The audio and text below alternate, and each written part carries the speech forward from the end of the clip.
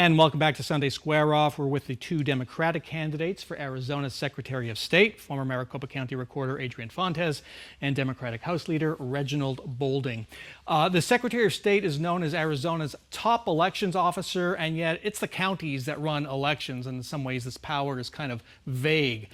What is one thing, Adrian Fontes, you could do within the first 6 weeks, whatever, of taking office that might make a big impact on our elections? Well, I think one of the most important things that we can do is really focus on supporting the counties and their efforts. Look, Maricopa County is the second largest voting jurisdiction in the United States of America, and Greenlee County has very, very few voters in it. It's very small. So we've got to make sure that the Secretary of State goes and visits every single one of these counties within the first month of taking office to see specifically what, not just the county recorders, but the election directors, usually appointed by the boards of supervisors, and the boards of supervisors need.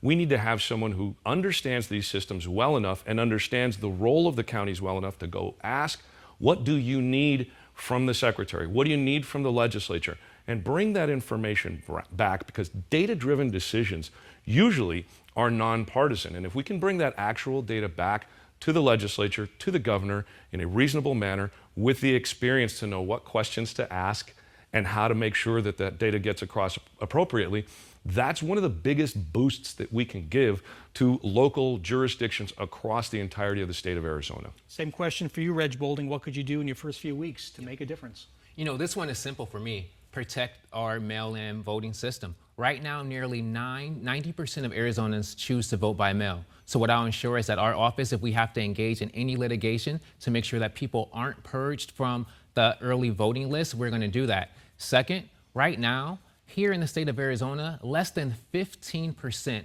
of 18-year-olds are actually registered to vote. I'm a former teacher. So what I'm going to do is I'm going to work with the superintendent of public instruction to make sure that every single high school has voter registration forms. So upon graduation, our 18-year-olds could actually get civically involved and engaged. Many of them are wondering why they can't move issues like student loan forgiveness or issues on the environment or gun safety. It's because they're not registered and politicians aren't listening to them. So I'm going to bring that experience as a classroom teacher directly to the Secretary of State's office to make sure that they have a voice. This is a partisan position, but is it a partisan job? Because we hear you talking about Democratic issues. A Republican candidate might want to push Republican issues. Is this a partisan job? This should not be a partisan job. And look, no matter if you're a Republican, Democrat, or independent, we all want safe, secure, and fair elections. Look, I have a track record of working with Republicans. Look, I've passed bills in the legislature that's a Republican legislature, signed into law by a Republican governor. I bring that experience. Is this a partisan job? Absolutely, and that's what the Constitution says that it is. Look, you've got to get elected in the first place.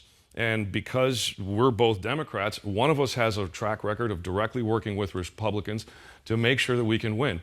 One of us is actually electable statewide, and I am that candidate.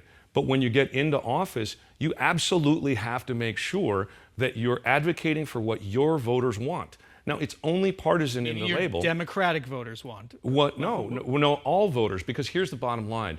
The voters are going to vote by party. We have a growing host of nonpartisan voters out there. But we have values in the Democratic Party that we've got to push for, like making sure that every eligible voter has not just the right, but easy access to vote. That's a Democratic Party issue. Current members of the Republican Party, a lot of them really don't want certain people voting. Is that partisan? When you have an even split like that, yes, it becomes partisan.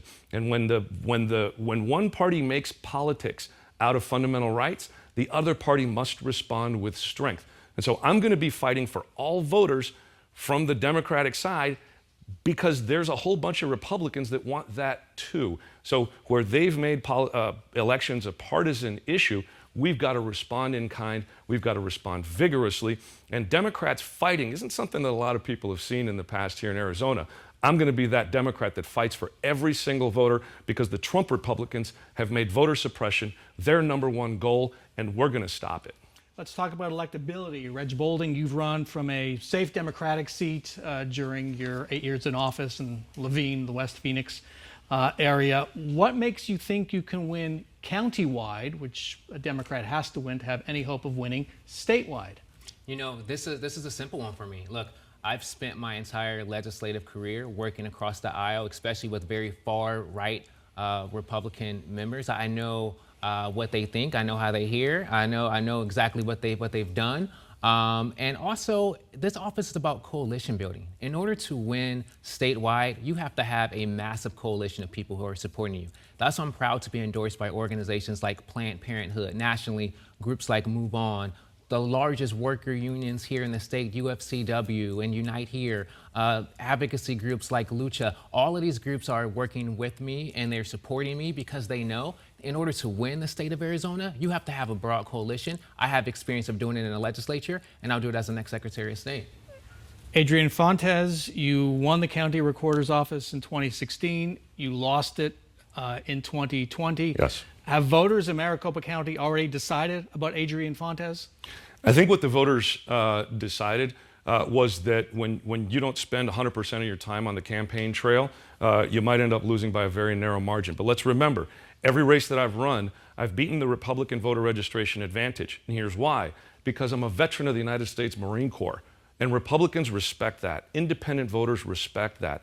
Independent voters also know that I advocated for them, even as against my own party.